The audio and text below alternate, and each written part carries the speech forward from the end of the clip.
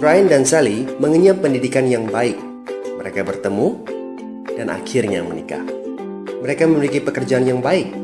Brian memiliki jabatan tinggi di sebuah perusahaan multinasional, berpenghasilan besar, mendapat fasilitas dari kantor berupa mobil dan rumah. Mereka sangat menikmati hidup. Sering nongkrong bersama di coffee shop sepulang kantor, nonton di bioskop, mampu membeli baju dan tas yang matching, dan pergi berlibur sesekali. Tapi, kenyataan sebenarnya tidaklah demikian. Utang kartu kredit mereka terus menumpuk tak berujung. Setiap akhir bulan merasa kehabisan uang. Mereka memiliki barang-barang bagus, tetapi tabungan masa depan kacau balau. Brian dengan mudah membeli ini, tapi bukan ini. Tabungan 100 juta pun rasanya masih jauh sekali. Sudah kerja lebih dari 10 tahun, tapi belum sanggup membeli rumah sendiri. Masih tinggal di rumah milik kantor dan mengendarai mobil milik kantor.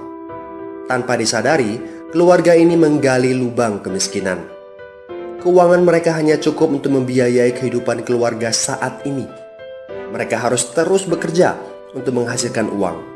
Pertanyaan yang paling ditakutkan adalah bagaimana jika mereka sudah tua, kemampuan bekerja sudah menurun, atau salah satu anggota keluarga terdiagnosa penyakit serius yang membutuhkan biaya yang sangat besar.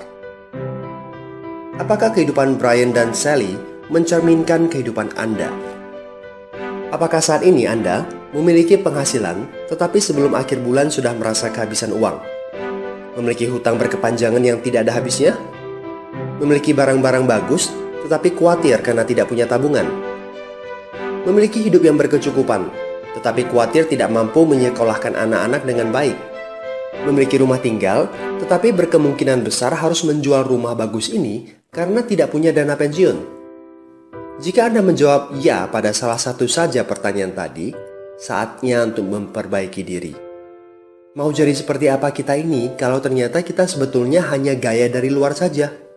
Mau hidup kropos seperti ini sampai kapan? Aha, mari kita mulai menabung. Nah, apakah menabung saja cukup? Berapa banyak yang bisa Anda sisihkan untuk ditabung setiap bulan? Mari kita ambil contoh. Anda berencana untuk memiliki rumah dan mobil. Katakanlah harga rumah 600 juta dan harga mobil 200 juta. Jika Anda mampu menabung 5 juta per bulan, Anda membutuhkan 13 tahun untuk mendapatkan angka 800 juta. Masalahnya, inflasi membuat harga rumah dan mobil melambung tinggi. 800 juta akan menjadi 2,7 miliar 13 tahun kemudian. Jika kita asumsikan rata-rata kenaikan barang 10% per tahun. Ini masih soal impian untuk membeli rumah dan mobil.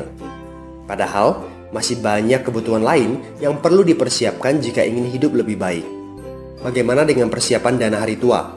Agar di saat tua dan tidak sanggup bekerja lagi, Anda punya tabungan yang cukup untuk kebutuhan sehari-hari.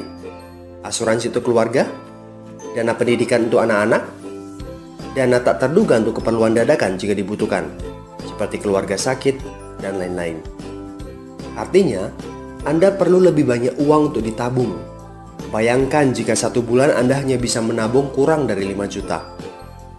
Sudah jelas, jika langkah Anda hanyalah menabung, Anda seperti sedang menggali lubang kemiskinan. Hal utama yang perlu Anda lakukan adalah meningkatkan penghasilan Anda. Anda mungkin bertanya bagaimana saya bisa melakukan itu dengan segala kesibukan yang saya miliki sekarang. Apakah saya bisa tetap mencari income tambahan di luar sana tanpa mengganggu pekerjaan utama saya? Seandainya bisa, apa yang bisa saya kerjakan saat ini? Nah, langkah pertama yang perlu Anda lakukan saat ini adalah menghubungi teman yang menunjukkan video ini kepada Anda. Dia punya akses untuk jawaban dari pertanyaan Anda. Informasi itu yang Anda butuhkan saat ini. Terbukalah, seperti parasut, pikiran hanya dapat bekerja saat terbuka.